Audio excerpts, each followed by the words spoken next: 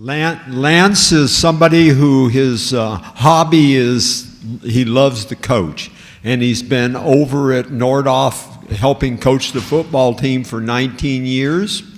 And this year and last year, he is the head football coach. And he is also the baseball coach. He has been the assistant baseball coach. He got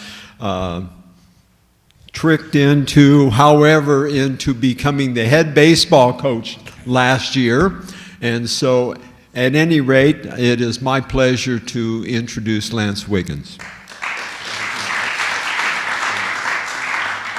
Thank you for having me today.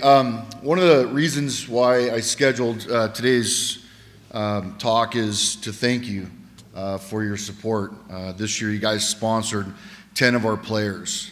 As you know, declining enrollment in our schools is very difficult to sometimes get the funds for these players to purchase their stuff.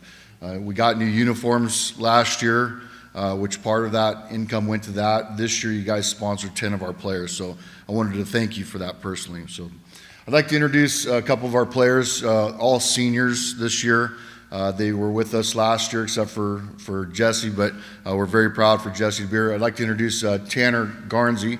He's our H-back and linebacker. Jesse Kuhn, who's our receiver, free safety. Parker, you got to stand up when I call your name. Parker Johnson, who's our quarterback this year, and Ethan Sunder, who's our Mike linebacker this year and running back. So, our program has gone through its trials and tribulations, our ups and downs. Last year was a very difficult time for Nordhoff football. I've been with Nordhoff since 2007. I was the JV head coach from 2007 until 2013. 2014, I was the offensive line coach. In 2015, I decided to move on and went to Westlake. While at Westlake, I got to learn a lot of new things as far as being a head coach. I was given the assistant head coach position and also JV head coach there. The opportunity to come back was overwhelming for me. I didn't want to leave in the first place. But unfortunately, when you have two head coaches that are vying for a position and the school has to make a decision on whether they want a teacher there or a walk-on coach, it's pretty obvious the first thing they want to do is put themselves in position to put a teacher there. Well, fortunately for me, it worked out. And I got the call, and I was very eager to come back and start as the new head coach at Nordhoff High School. Last year was a learning deal for me. I didn't really know the ins and outs of the administration, didn't know the ins and outs of the Ojai Unified School District and how things kind of operate within the system. Much to my business, I've been a technical director now for 22 years at the Automatic Transmission Rebuilders Association. I'm in charge of 13 people. We're an international company. We have many different transmission companies like AMCO and TransClinics and Mr. Transmissions all over the world. We've got 2,200 shops that belong to us. We do an expo, similar to you guys doing your wine festival out there. We do an expo, a 4-day event in Las Vegas that I'm in charge of 27 speakers to come in and talk. So I'm familiar with the ins and outs of business, but dealing with the school district and how that whole system operates is very different. Similar in some ways to our beliefs, though. At Nordhoff High School and as a football program, we believe in three things we try to entrust in these children, because that's what they are. At the end of the day, they're still children. We want them to be good citizens first and foremost. We don't really care about too many other things other than be a good citizen. If you're doing the right thing, no matter where you're at, and you're being a good citizen, that's a good thing for us. We want you to be a great scholar. We want you to do well in school. We want you to get good grades and be at the top of your class, sit in the front of the class. Don't be a goof off. Don't do anything that's going to get me in trouble as the coach, because that's what happens next. And lastly, we want you to be a good athlete. We want you to try your hardest. The citizenship portion of it, for me, is 99% of the importance there. I mean, if you're doing well outside of the of school and outside of the world of the school, then you're going to do well in school. You're going to be that guy. We have done a Noah's Ark preschool. We did their little play day thing that they had, which was fantastic. We've done the shred day at Ojai Community Bank, which was good for us. We've invited and been offered, and for you, there, good. We've been invited here to talk to you and have a couple players show up. You know, this is what the program needs to do. We were asked, interestingly enough, by the new principal, Dave Munson. He challenged me and said, I've been talked to the last 3 or 4 weeks, and this was going back into the early in the summer, about we're not supporting you as a program. Can you explain that to me? And it took me a few minutes to kind of gather my thoughts there, and because I thought, you know, geez, Dave, you know, everything I've asked you to do, everything we've asked as a program, you know, we've kind of gotten, but there have been some loopholes. As an example, right now, we don't have a locker room, and we don't have a gym, and we don't have a weight room to lift in because they're doing the roof on the building, which needs to be done. I mean, the thing was leaking like a sieve over the wintertime, and you know, luckily for us, we got 20-something inches of rain, but unfortunately, it kind of put a burden on our summer. Did that change anything? No. In matter of fact, in less than an hour, we're going to be outside behind the pool on the concrete lifting weights. We're going to be Venice Beach in it in Ojai, California. No worries. We're fine with that. Last week on Friday, we had the end of our summer, and we had our lift-a-thon, and it's a way of our guys going out and getting sponsorships for their weightlifting. We didn't have a location to do that, so we brought out tents and we stuck it in the parking lot. We had almost 50 people there watching.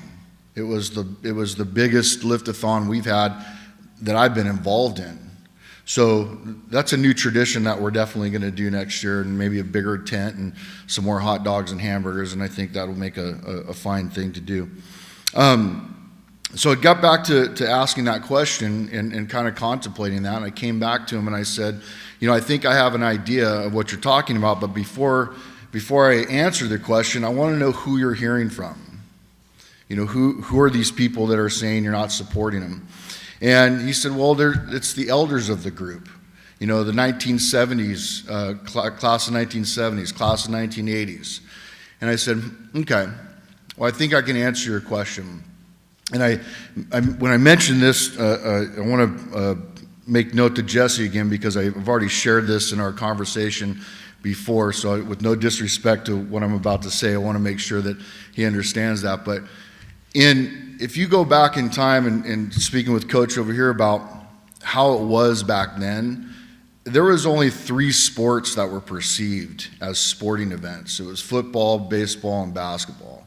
You know, soccer was kind of a down here in the recreation area, golf, you know, swimming, water polo. You just didn't hear about that. Tennis. It wasn't one of those things that the high schools really concentrated on. They were more or less there for you, you know, to kind of, you just didn't hear about them. You heard about the football program and the baseball program and the basketball program, but the other programs, cross country, you know, track, you just didn't hear about it. And recently at Nordhoff High School, you know, you hear more about the drama and the plays and the band and how soccer's doing, and we had a bad year. We had 2 or 3 bad years where the football program just wasn't going anywhere. And I said, we've got 600 and we're going to be at 640, 650 students next year. When I graduated high school in '88, we had 1,300. You know, we've had a lot more students than we had this year. Last year, we started a football game, I think, with 16 guys on the field. We only had 25, 26 players. We had 5 that played maybe half the season. and they were all seniors. We had a total of 22 on the JV team. We were looking right around 42, 43. We would suit and actually play less than that. We'd play right around the 38, 39. I'm happy to say that this year we're at 61 players. That's a big deal, especially when you only have 630 students. And some of those players have really progressed over the summertime.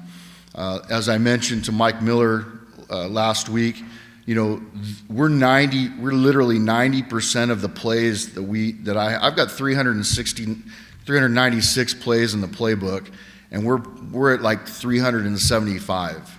I mean, we've completed everything we've needed to complete and more. We were so, in one aspect as a coach, we were so bored, we actually had a screen day where we ran nothing but screens all day long. Now, if you've ever watched football before, that's a very difficult thing to do because you only run the screen on third down. So we're running a screen on every single down, 36 plays of screen plays, and it was enjoyable to see our players not only acclimate to where we wanted to be, but also get to understand the plays a little bit more. We were in a very, very good position this year. Last year we were 2-8. I felt we could have been 5-5. I think this year we're definitely, our goal is to win every game, obviously. And I think that we're going to compete a heck of a lot better than those other teams think we're going to compete from last year. So we're excited about that. Next year we are moving into a new league. Our league is going to be called the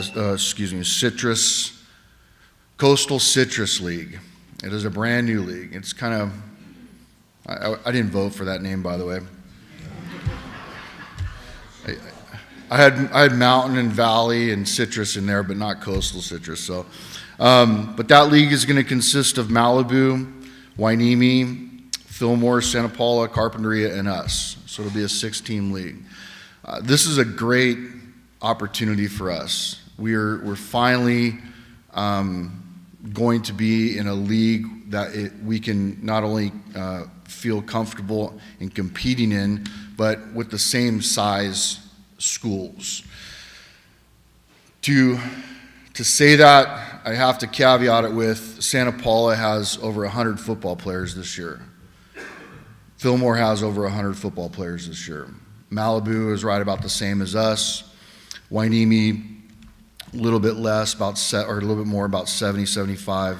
Carpinteria will be close to us, but Fillmore and Santa Paula have really done a great job with their youth programs in getting people there. Mike Montoya from Santa Paula actually commented that they had to cut kids for the first time in his career there. So I told him we got room at Nordhoff. If they want to come to Ojai, move into Ojai, we'll be happy with that. Outside of that, we're an adapt and overcome type of football team. We don't have a locker room right now, so we're using an I building, which is probably 500 yards away from our football field. Doesn't matter to us. It just, the walk is the walk, the talk is the talk, and we're gonna go to work every single day. We have a new saying that we kind of adopted this year, which we're very proud of. I got the opportunity to talk to Ed Ogeron personally in an elevator on the way down to a clinic. I watched his clinic. He's the head coach of LSU football. And he talked about at his program at USC how he failed and why he wasn't the head coach there and how he got the head coaching job at LSU. And he talked about at the beginning of practice, his first day of practice, they had a tug-of-war contest with the offensive line and the defensive line. And who won that? And then the linebackers and the running backs, and who won that? And the receivers and the corners, and who won that? And then the coaching staff, the defensive coaching staff, the offensive coaching staff. And as they all gathered around, they were talking about who won. Offensive line would say they won that contest. The linebackers would say they won that contest.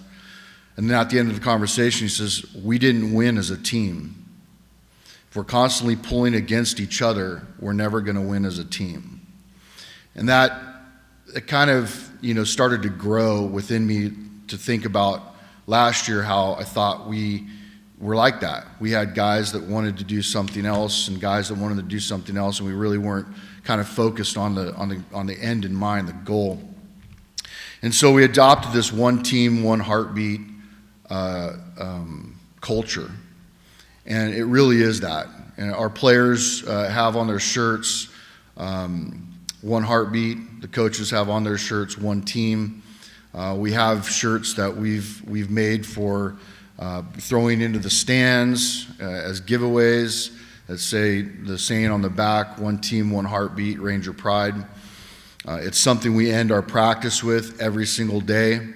It's something that they believe, and you can see it and feel it, that we're going the right direction, doing the right thing, being good citizens.